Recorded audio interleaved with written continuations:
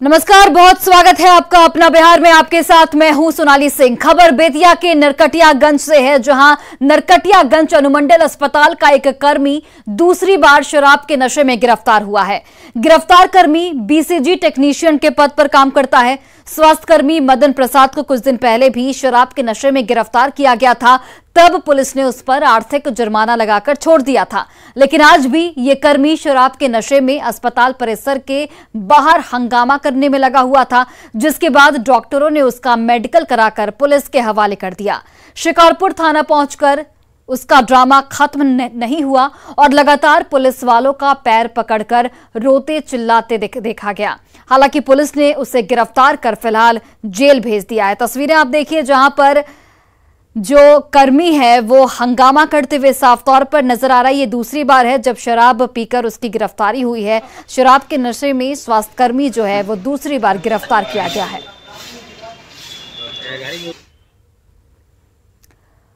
बिहार में सड़क की चोरी, पुल की चोरी की बातें तो सामने आती रहती हैं, लेकिन बेगूसराय के गढ़हरा रेलवे यार्ड से आई चोरी की कहानी सुनकर आपके होश उड़ जाएंगे, क्योंकि यहां चोरों के गिरोह ने मरम्मत के लिए लाए गए इंजन को ही चुरा लिया है।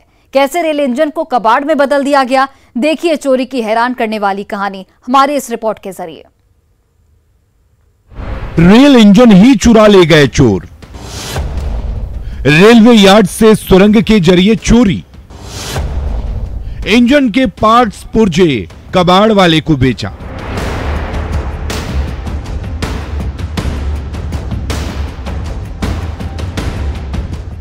बिहार में अजब चोरों की गजब कहानी है। बरौनी के गढ़हरा रेलवे यार्ड से चोरों ने पूरी की पूरी इंजन ही चुरा ली।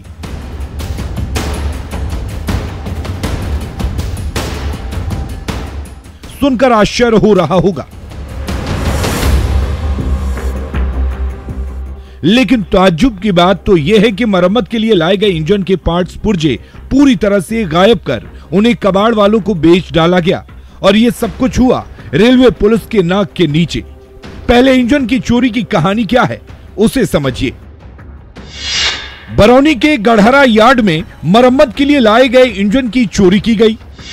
चोरों ने इंजन का सिर्फ ढांचा छोड़ा, पार्ट्स गायब कर दिया। इंजन के पार्ट्स खोलकर इसे कबाड़खाने को बेच डाला गया। बरौनी से चोरी के तार मुजफ्फरपुर से जुड़े, तब मामले का खुलासा हुआ।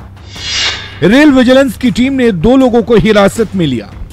रेलवे यार्ड से इंजन के पुर्जों की चोरी का खेल पिछले कई महीनों से चल रहा था, लेकिन पूरे मामले का खुलासा मुजफ्फरपुर में हुआ, वो भी कबाड़ वाले के यहां छापेमारी के बाद। रेलवे के अधिकारियों ने शक के आधार पर 2 लोगों को वहां से दबोचा है। गढ़हरा डीजल सेट में कुछ इंजन के पुर्जों की चोरी हुई थी। उसी चोरी के में केस हुआ था, जिसमें कबाड़ी पकड़ा गया था, रिसीवर। उसने यह माल बेचा था, उसी के निशानदेही पर मालों की बरामद।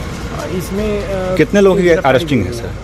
अभी तो सर 2 आदमी, बाकी और आदमी जेल जाते। सामान सारा रिकवर हो गया है? हाँ, लगभग। बताया तो ये जा रहा है कि गढ़हरा यार्ड में डीजल इंजन के पुर्जों की चोरी सुरंग बनाकर हो रही थी,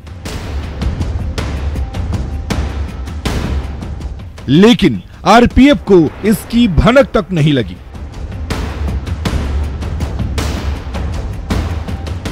चोर बड़ी आसानी से रेल इंजन के पार्ट्स को मुजफ्फरपुर के कबाड़ गोदाम में बेच डालते थे और इससे मोटी रकम भी कमा रहे थे। आखिर इंजन को कैसे कबाड़ बनाते थे चोर और कौन है इस गिरोह का सरगना, तो वो भी जान लीजिए। दरअसल रेल इंजन के पार्ट्स पुर्जे बेचने का मास्टरमाइंड मनोहर शाह है। मुजफ्फरपुर का रहने वाला आरोपी मनोहर शाह फरार बताया जाता है। चोरों का गिरोह इंजन में लगे तांबे के तार, एल्यूमिनियम के पार्ट्स की चोरी करते थे। चोरी किए गए सामानों को मुजफ्फरपुर के अलग अलग स्क्रैप कारोबारी को बेचते थे। पुलिस ने मुजफ्फरपुर की प्रभात कॉलोनी स्थित एक कबाड़ के गोदाम से बीते 18 नवंबर को इंजन के पुर्जों की 13 बोरियां बरामद की हैं। सूत्रों की माने तो आरपीएफ बरौनी ने गढ़हरा यार्ड से रेलवे के लोहे के सामान की चोरी करते हुए आरोपी को रंगे हाथ पकड़ा था, जिससे पूछताछ के बाद इंजन की चोरी की पूरी कहानी का पर्दाफाश हो गया। हैरान करने वाली बात ये भी है कि इससे पहले पूर्णिया में भी रेल इंजन की चोरी की वारदात हो चुकी है। ठगों ने स्टीम इंजन वाले एक विंटेज इंजन को ही बेच डाला था। विंटेज इंजन को सार्वजनिक तौर पर रेलवे स्टेशन पर रखा गया था। जांच के दौरान चोरी में रेलवे के एक इंजीनियर की भूमिका पाई गई थी। अररिया में भी रेलवे पुल के पुर्जे गायब कर दिए गए थे। लोहे के पुल के कुछ हिस्सों को चुराने के केस में अब भी जांच जारी है। तो ये हाल है बिहार में रेलवे की सुरक्षा का, संसाधनों के रख रखाव का और बदमाशों के बुलंद हौसले का। पुलिस प्रशासन के नाक के नीचे सरकारी संपत्ति को चूना लगाया जाता रहा और जिम्मेदार लोगों को इसकी भनक भी नहीं लगी। न्यूज़ 18 के लिए बेगूसराय से संतोष कुमार और मुजफ्फरपुर से प्रियांक सौरभ की रिपोर्ट।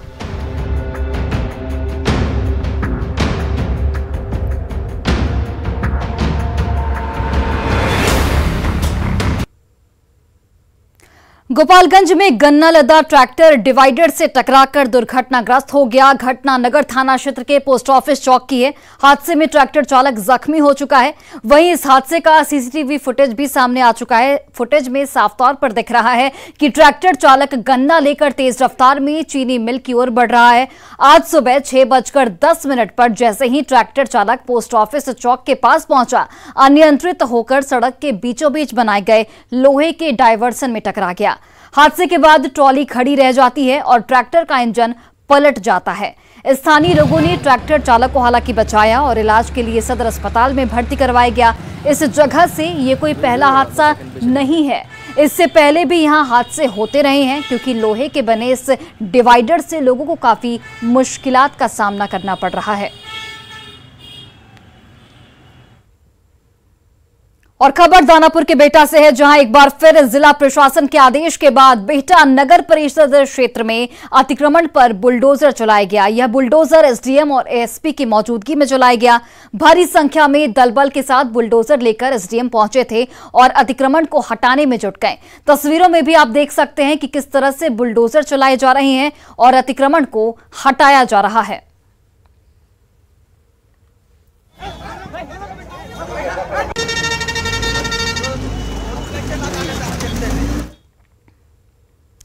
मिशन 60 डेज को लेकर बिहार में स्वास्थ्य विभाग ने महत्वपूर्ण समीक्षा बैठक की और सभी जिलों के सिविल सर्जन, डीपीएम से काम का ब्यौरा मांगा गया। अपर मुख्य सचिव प्रत्यय अमृत और राज्य स्वास्थ्य समिति के कार्यपालक निदेशक संजय सिंह ने बैठक बुलाई थी, जिसमें जिलों के अंदर अस्पतालों की तस्वीर कितनी बदली और कितना सुधार हुआ है, एक एक बिंदु पर पूछताछ की गई। वहीं इस दौरान बेहतर काम करने वाले 5 जिले यानी कि शेखपुरा, सहरसा, भागलपुर, बांका और खगड़िया को प्रशस्ति पत्र देकर सम्मानित भी किया गया। अपर मुख्य सचिव ने कहा कि मिशन 60 डेज टारगेट का काफी असर देखने को मिला है। स्वास्थ्य विभाग की समीक्षा बैठक का जायजा लिया हमारे सहयोगी रजनीश कुमार ने। मिशन 60 डेज को लेकर स्वास्थ्य विभाग पूरी तरह से एक्शन में है और इस वक्त समीक्षा बैठक की जा रही है। स्वास्थ्य विभाग के अपर मुख्य सचिव प्रत्यय अमृत के साथ साथ राज्य स्वास्थ्य समिति के ईडी हैं और तमाम जो स्वास्थ्य विभाग के अधिकारी हैं इस वक्त मौजूद हैं। देख सकते हैं कि सिविल सर्जन हैं, डीपीएम हैं और उसके साथ साथ एसपीओ हैं। तमाम लोगों से बातचीत हुई है, रिपोर्ट मांगी गई है, साथ ही बेहतर काम करने वाले जिलों को सम्मानित भी किया गया। सीधे एससीएस साहब हमारे साथ हैं। सर, जिस तरह से एक्शन दिख रहा है, क्या समीक्षा की गई? ये जो बुनियादी सुविधा को बेहतर करने की कवायद है, शुरुआत है, उसी कड़ी में लगातार समीक्षा चल रही है और आज उससे संबंधित समीक्षात्मक बैठक थी, जिसमें हर जिले में जो काम हुआ है उसका प्रेजेंटेशन देखा गया है।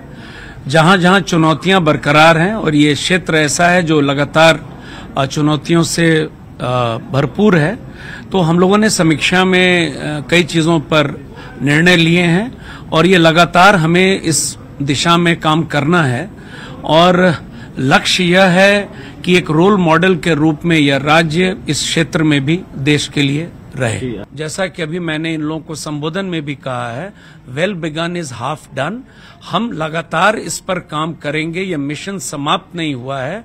ये जब तक हर सदर अस्पताल हमारा बेहतर नहीं हो जाए और जो माननीय मुख्यमंत्री जी और माननीय उप मुख्यमंत्री जी की सोच है कि स्वास्थ्य जो सुविधा होती है, जो बेस्ट हो सके, वो हम आम पब्लिक तक पहुंचाएं। बिल्कुल। तो अपर मुख्य सचिव प्रत्यय अमृत जानकारी दे रहे थे। जाहिर है महागठबंधन की सरकार बनी है, उसके बाद मिशन 60 मोड में जो है टारगेट दिया गया था और सभी जिले जो हैं यहाँ उपस्थित भी हैं। समीक्षा की गई है, बेहतर 5 जिलों को हालांकि सम्मानित किया गया है, लेकिन ये सिलसिला जो है बदस्तूर जारी रहेगा। अपर मुख्य सचिव ने साफ तौर से कहा है कि सभी जिलों ने बेहतर कोशिश की है और आगे भी कई और जिले जो हैं उनको सम्मान देने की कोशिश की जाएगी। कैमरामैन दीपक के साथ रजनीश कुमार, न्यूज 18 पटना। भागलपुर में बिहार के सबसे बड़े घोटाले सृजन घोटाले में लगातार सीबीआई कार्रवाई कर रही है। इसी क्रम में सीबीआई की टीम ने तिलकामांझी के रहने वाले अरुण कुमार को गिरफ्तार कर लिया है। अरुण कुमार पहले डीआरडीए में क्लर्क थे और रेवेन्यू विभाग में भी क्लर्क रह चुके हैं।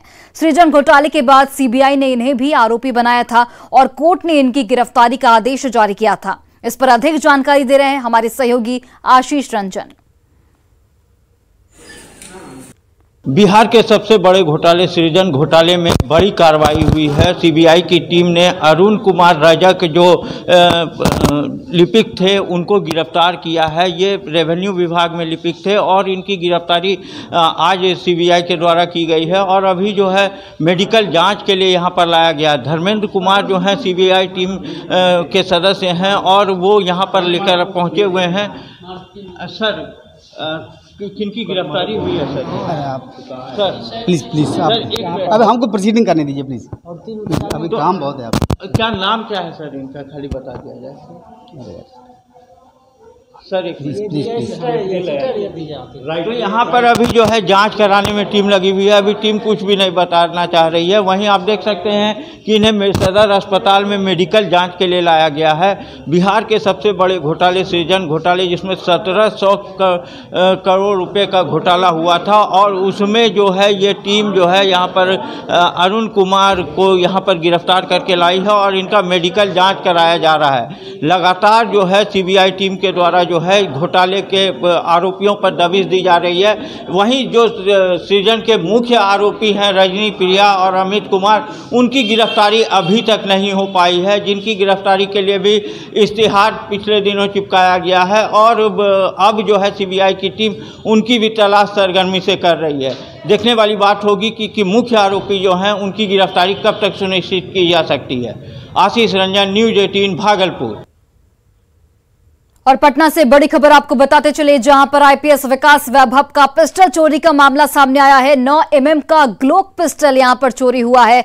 आईजी के पद पर विकास वैभव तैनात हैं, जिनके पिस्टल की चोरी हो गई। पुलिस मुख्यालय से यह पिस्टल उन्हें आवंटित किया गया था। 25 कारतूस भी गायब बताए जा रहे हैं। गर्दनीबाग थाने में हालांकि केस दर्ज कर लिया गया है और पुलिस ने होमगार्ड जवान के बेटे को यहां पर हिरासत में लिया है। शक के आधार पर पुलिस ने होमगार्ड जवान के बेटे को हिरासत में लिया है। शक के आधार पर घर की सफाई भी यहां पर की गई है। होमगार्ड जवान के बेटे को हिरासत में लेने के बाद अब पुलिस उससे पूछताछ करने में जुटी हुई है। बताया जा रहा है कि सुधांशु मानसिक रूप से कमजोर है। पुलिस जब उसे हिरासत में लेकर थाने आई तो उसने थाने में ही जो दौरे हैं वो पड़ने लगे, जिसके बाद पुलिस ने उसे अस्पताल में भर्ती करा दिया है।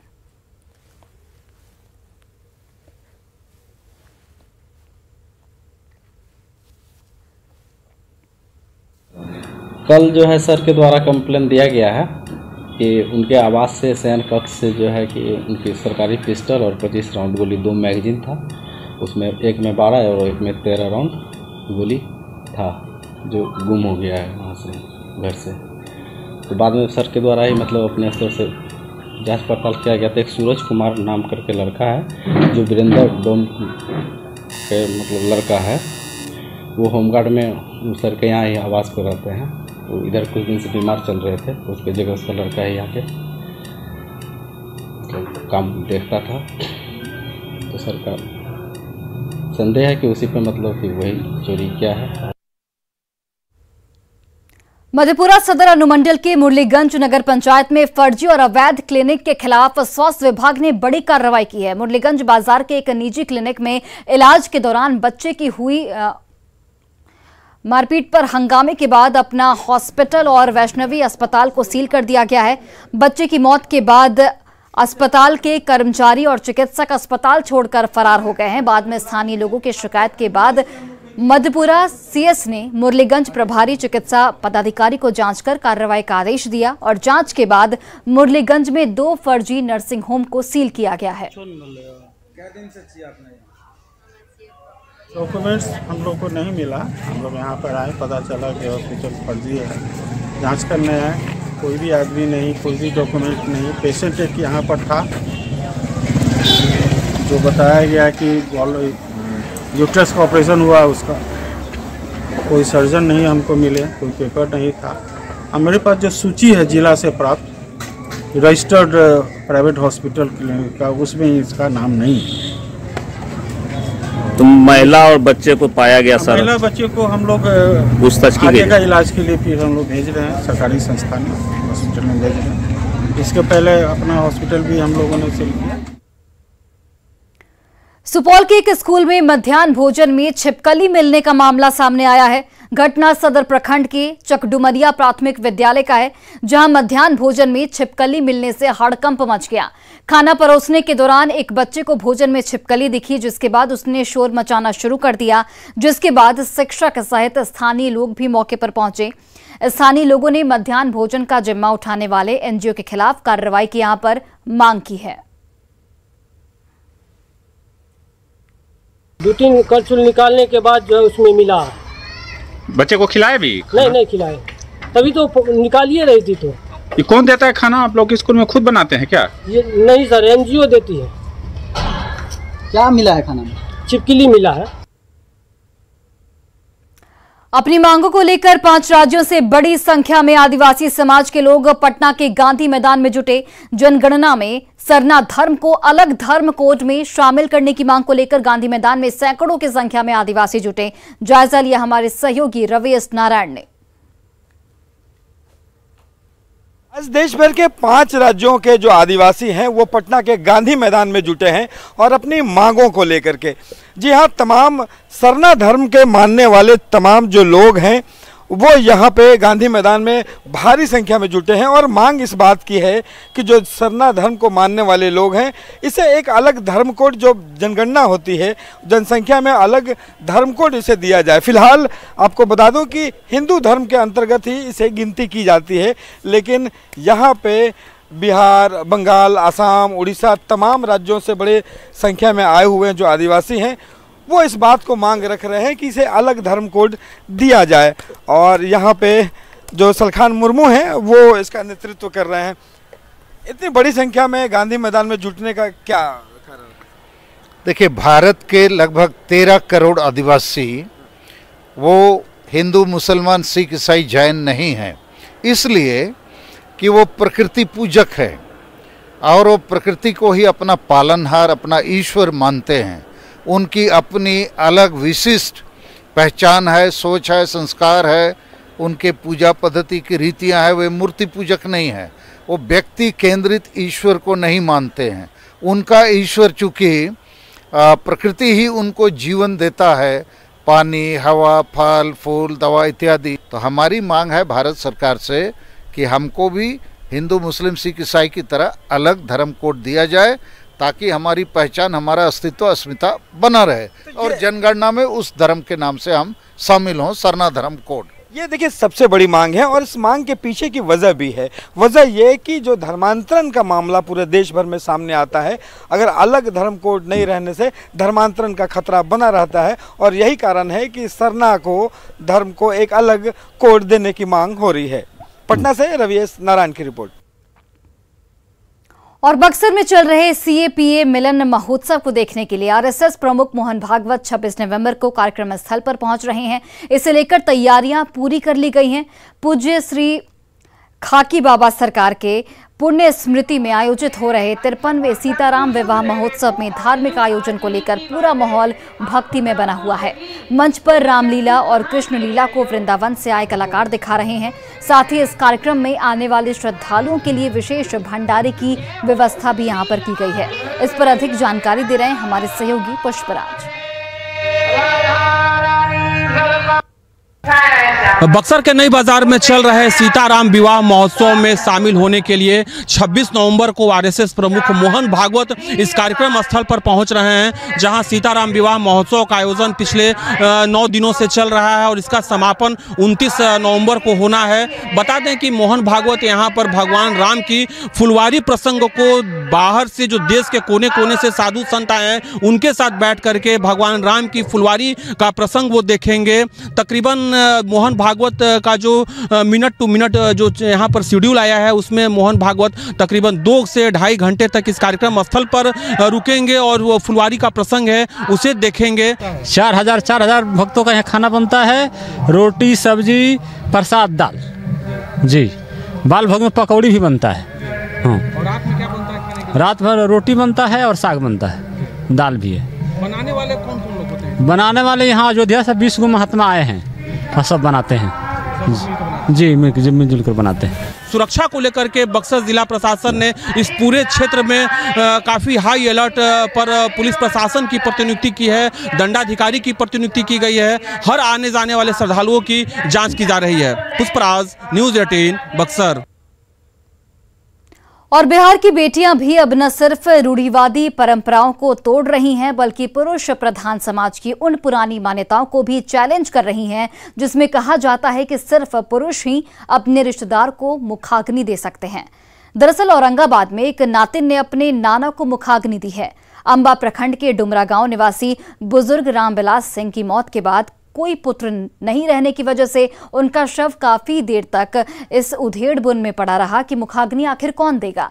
इसकी भनक जैसे मृतक की नातिन आशिका सिंह को लगी तो उसने अपनी नाना का अंतिम संस्कार और श्राद्ध कर्म वाराणसी में किया।